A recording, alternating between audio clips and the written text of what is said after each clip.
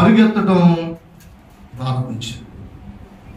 ఆ వచనాలన్నీ చదువుకున్న తర్వాత చదువుతూ వెళితే బైబిల్లో రాయబడింది. దేని బిడ్డలారా మీరు చదవండి. 4వ వచనం చదివితే చేసిన ప్రార్థన చాలు, చేసిన సేవ చాలు. అంటే ఇక ఏలియాకు ఏమి లేదు. దేవుని పట్ల, దేవుని పరిచర్య పట్ల, దేవుని కార్యాల పట్ల ఏలియాకున్న ఆసక్తి కాస్త ఏమైపోయింది? తగ్గిపోయింది.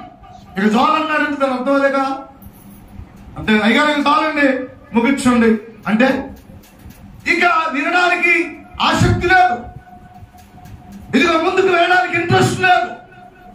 ఏలి అంటాడు, నా పితరుల కంటే నేను ఎక్కువ వాడను. ఎంత తగ్గించుకొని మాట్లాడుతున్నాడు. ఇదేం మాట అసలు? దేవుని ఉద్దేశం ఏంటి ఏలియా పట్ల? వాడి పితరుల కంటే ఎక్కువ వాడిని చేశాడు, వాడి పితరుల కంటే గొప్పవాడిని చేశాడు.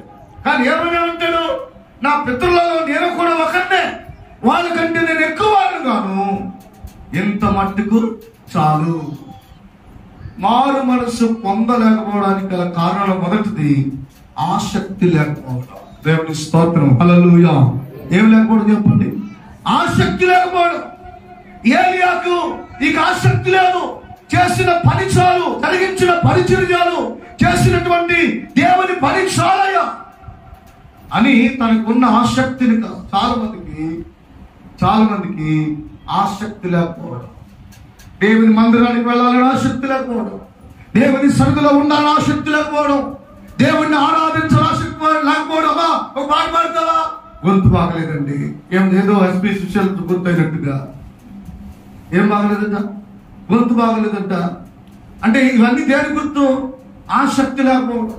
పాడాలని ఆసక్తి లేకపోవడం, ప్రార్థన చేయాలని ఆసక్తి లేకపోవడం, మందిరానికి వెళ్ళాలని ఆసక్తి లేకపోవడం. నీలో నిజంగా ఆసక్తి ఉంటే సమయాన్ని నువ్వు కుదించుకుంటావు. ఎలాంటి పాట అయినా పాడేస్తా. గట్టిగా చప్పట్లు కొట్టేసి ఆయన మాయపరచు గట్టిగా.